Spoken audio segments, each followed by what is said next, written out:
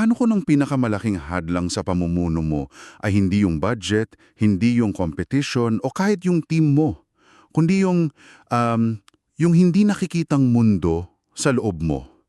Isang tanong na medyo nakakakaba, di ba? Yan yung mismong sentro ng mga materyales na pinag-uusapan natin ngayon na galing sa aklat na Lead from Within. Kaya ang mission natin, simple lang. Susubukan nating hukayin kung bakit sinasabi dito na ang lahat ng parang panlabas na problema, burnout, team conflict, kawalan ng vision, ay madalas na may ugat pala sa ating inner life, sa kalooban natin. Hindi ito tungkol sa pagdagdag ng gagawin, kundi sa pag-intindi kung sino ba talaga tayo. At yan mismo, yan yung tinatawag ng source na isang quiet crisis. Isang tahimik na krisis na nangyayari sa maraming leader. Ngayon, kasi sa labas, pag tiningnan mo sila, yung LinkedIn profile, yung achievements, sasabihin mong, wow, successful. May posisyon, may influensya, parang nasa kanila na lahat. Pero ang hindi natin nakikita sa likod ng mga ngiti, marami sa kanila pagod na pagod. Hindi lang sa trabaho, kundi sa pakiramdam na may kulang. Na parang nahati yung pagkatao nila. Kaya mahalagang linawin natin sa simula, ang usapang ito ay hindi tungkol sa mga bagong diskarte sa management o yung 5 steps to productivity. Hindi, mas malalim to. Ito ay tungkol sa kung sino ka kapag tinanggal mo yung titulo mo sa trabaho. Tungkol to sa pagkakakilanlan mo, sa karakter mo, sa kaluluwa mo. Kasi dyan pala talaga nagsisimula ang lahat. Okay, sige, imayin natin yan. Ipinapakilala ng source material ang isang napakalinaw na konsepto na may dalamang mundo ang bawat leader. Una, yung tinatawag na outer world, yung panlabas na mundo. Ito yung madaling makita. Yung trabaho mo, yung responsibilidad, yung resulta. Ito yung performance review mo, kumbaga. Oo, yung nasusukat. Tama. Pero may pangalawang mundo at dito nagkakatalo. Ang inner world. Ang panloob na mundo. Ito yung mga hindi nakikita sa meeting. Mga iniisip mo habang nagdadrive pa uwi. Mga takot na hindi mo masabi. At heto yung linyang talagang tumatak sa akin. Maaari kang maging matagumpay sa panlabas na mundo habang unti-unting bumabagsak sa panloob na mundo. At ang nakakatakot dun, di ba? Hindi ka napapagod sa dami ng trabaho. Napapagod ka sa bigat ng pagkukunwari. Grabe yung punktong yan. Dahil ikinikonekta yan ng aklat sa isang prinsipyo sa Biblia na, alam mo, madalas nating makaligtaan. Mula sa unang Samuel 16.7, ang tao ay tumitingin sa panlabas na anyo, ngunit ang Panginoon ay tumitingin sa puso. Ang konteksto niyan, di ba, nung pumipili si Propeta Samuel ng susunod na hari. Bilang tao, hinanap niya yung mukhang hari, yung matangkad, malakas, yung may command presence.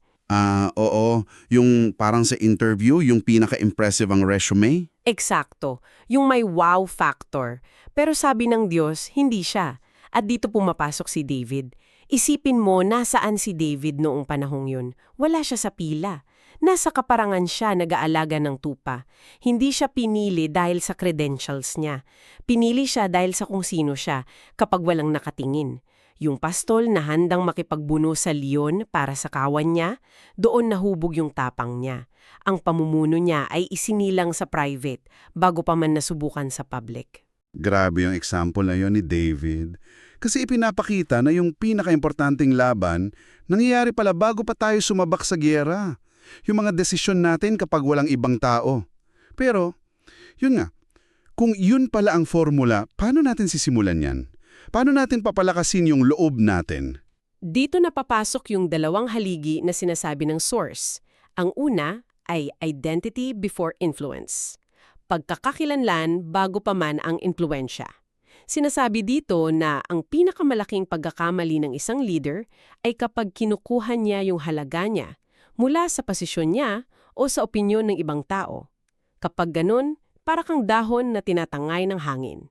Kung anong sabihin nila, doon ka. Parang yung kwento ni Moses na ginamit sa libro, no? Nang tawagin siya ng Diyos doon sa nagliliyab na puno, ang unang tanong niya ay hindi anong gagawin ko. Ang tanong niya, sino ako para gawin to? Isang tanong ng identity. At ang sagot ng Diyos, hindi kaya mo yan, Moses. Ang sagot niya, ako ang kasama mo. Inilipat ng Diyos yung focus mula sa kakayahan ni Moses papunta sa kung sino ang Diyos sa buhay niya. At yan yung anchor, yan yung pampatibay. Kapag malinaw na yan, doon na maitatayo yung pangalawang haligi, character. Katangian, sabi sa aklat, kung ang identity ang pundasyon, yung character naman yung istruktura. Ito yung integrity, katapatan, tapang, ito yung nagiging pandikit sa'yo at sa mga taong pinamumunuan mo. Dito sila kumakapit. So, anong atsura niyan sa totoong buhay? Pinakamagandang halimbawa sa sources natin si Nehemia. Hindi lang siya project manager na nagpatayo ng pader, no? Oo, magaling siya sa strategy. Pero ang dahilan kung bakit sumunod yung mga tao, kahit may mga banta at paninira, ay dahil nakita nila yung karakter niya. Nakita nilang kasama nila siyang nagbubuhat ng bato, hindi siya nagpapasarap sa palasyo, nakita nilang hindi siya natatakot sa kaaway, yung integridad niya ang nagbigay buhay sa vision. Sabi nga sa aklat, leadership without character is like a ship without a rudder. Alam mo, yung analogy ng barkong walang timon, napaka-visual niyan. Kasi may isip mo, bago ang pintura, malakas ang makina, kumpleto ang crew. Pero kapag dumating yung bagyo, ikot-ikot lang yan. Ganyan daw yung leader na may impluensya, pero walang karakter. Magaling magsalita, pero kapag nasubok, bibigay kasi walang internal compass. Tama. At ang masakit pa, hindi lang siya ang lulubog, isasama niya lahat ng sakay ng barko. Okay, so kung ganito pala kahalaga to, ang tanong ay, bakit hindi to ginagawa ng lahat? Bakit parang iniiwasan natin tong inner work na to? Parang no-brainer, diba? Pero may mga rason na binigay yung libro at medyo masakit pakinggan yung una. Sige, ano yun? Una, dahil nangangailangan ito ng kahinaan, ng vulnerability. Sa isang mundo na humahanga sa lakas, sa katiyakan, di ba ang pagsasabing hindi ko alam o natatakot ako ay tinitignan bilang kahinaan. Mas madaling magsuot ng maskara ng I got this. At sa leadership culture natin, vulnerable is almost a bad word. Weakness yan. Pero yan daw ang pinto papasok sa tunay na lakas. Sige, pangalawa. Pangalawa, nangangailangan ito ng kabagalan, slowness. Sanay tayong mga leader na mabilis ang kilos, quick meetings, instant replies. Pero yung pag-aalaga sa kaluluwa, hindi yan parang fast food, parang pagtatanim yan. Kailangan ng panahon, ng katahimikan, mga bagay na kinainisan ng modernong mundo. We want microwave results for a slow cooker soul. Hindi talaga aabot. Pangatlo. Pangatlo, nakakagambala ito sa ating comfort zone. Madalas, yung paraan ng Diyos para hubugin yung karakter natin ay sa pamamagitan ng mga sitwasyon na hindi natin gusto. Mga pagsubok, mga kabiguan. Yung inner work ay madalas nangyayari sa labas ng comfort zone. Kaya iniiwasan natin. At yung pang-apat, ito siguro yung pinakamalalim. Oo. Pang-apat, inilalantad nito ang mga idolo natin. Yung mga bagay na pinagkukunan natin ng halaga bukod sa Diyos. Para sa isang leader, pwedeng idolo mo yung success, yung pagkilala ng iba, yung control. Kapag nagsimula kang mag-inner work, haharapin mo yan. At kapag nalantad yan, nawawalan sila ng kapangyarihan sa'yo. At masakit yun. What's fascinating dyan, no?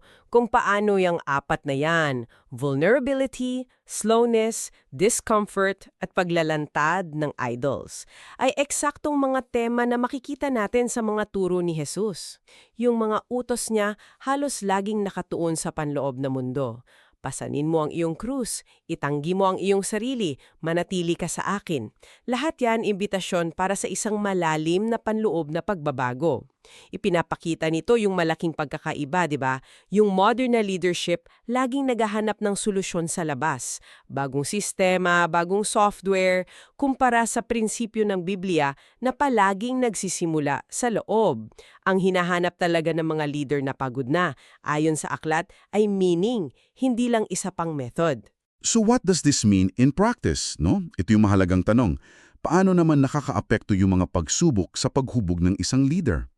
Ito yung part na madalas nating kinatatakutan, pero ayon sa aklat, ito pala ang isa sa pinakamabisang kasangkapan. Ito yung discomfort na binanggit mo kanina. Eksakto. At ang ginamit na halimbawa ng source, yung kwento ni Joseph. Alam nating lahat yan. Paboritong anak, binigyan ng magandang damit, tapos biglang ipinagkanulo ng sarili niyang mga kapatid. Ibinenta bilang alipin. Imaginin mo yon. Mula sa pagiging paborito, naging produkto ka, tapos nung nagsisimula na siyang umangat, pinagbintangan naman siya na bilanggo. Kung titingnan mo, parang palayo siya ng palayo sa pangarap niya. At dito yung crucial part. Sa bawat pagsubok na yan, may dalawang daan si Joseph. Pwede siyang maging mapait, magtanim ng galit, isumpa ang Diyos. Pwede siyang maging biktima ng sitwasyon niya. Yun ang mas madaling daan. At siguro, yun ang gagawin ng karamihan sa atin. Malamang. Pero ang pinili ni Joseph ay manatiling tapat. Kahit alipin siya, naging pinakamagaling siyang alipin. Kahit bilanggo siya, naging pinakamagaling siyang bilanggo. Yung integridad niya nanatili. Hindi niya hinayaang baguhin ng panlabas na mundo yung panloob niya. At ayon sa aklat, yung mga taon na yon sa bilangguan, hindi yun wasted years. Yun ang crucible. Yung pugon na nagpadalify sa karakter niya. Yun ang leadership training niya. So, paano natin malalaman kung ang isang pagsubok ay para sirain tayo o para hubugin tayo? Bidoon, maging buo ninyong kagalakan kapag kayo'y dumaranas ng iba't ibang uri ng pagsubok. Sa una parang imposible, di ba? Paano ka magagalak sa problema? Pero ipinapaliwanag niya dahil ang pagsubok sa inyong pananampalataya ay nagbubunga ng pagtitiiga. At kapag ang pagtitiis ay ganap na, hahantong ito sa pagiging ganap at walang pagkukulang. Ang bawat pagsubok, kung harapin ng may tamang pananaw, ay parang pagbubuhat sa gym. Masakit, pero yun ang nagpapalakas sa'yo. So, kung iisipin natin, ang dulo pala ng lahat ng ito ay simple lang, pero hindi madali. Yung leadership mo, yung epekto mo sa labas, extension lang yan ng kung anong nangyayari sa loob mo. Ang pinakamahalagang aral na nakuha natin ay ito. Ang pamumuno ay hindi isang posisyon na hawak mo. Ito ay ang pagkatao na iyong hinuhubog. Yung tunay na impluensya, yung tumatagal, ay nagbumula sa isang malusog na kalooban. Ipinapaalala sa atin ng mga materyales na to na ang pinakamalaking pagbabago sa iyo bilang leader ay hindi magsisimula sa isang bagong strategy o sa team mo. Magsisimula ito sa tahimik na lugar ng iyong kaluluwa. Ang kalidad ng pamumuno mo ay hindi kailanman lalagpas sa kalidad ng pagkatao mo. Kaya para sa iyo na nakikinig, iniiwan namin sa iyo ang isang tanong na pagnilayan. Hindi ito para sagutin agad-agad, kundi para dalhin mo. Ang tanong ay ito: kung ang iyong pamumuno ay isang malakas na salamin na nagpapakita ng tunay na estado ng kalooban mo, anong imahe ang nakikita ng mga tao sa paligid mo araw-araw? At ano yung isang maliit na pagbabago na pwede mong simulan sa loob mo ngayon na sa tingin mo ay lilikha ng pinakamalaking epekto sa iyong panlabas na mundo?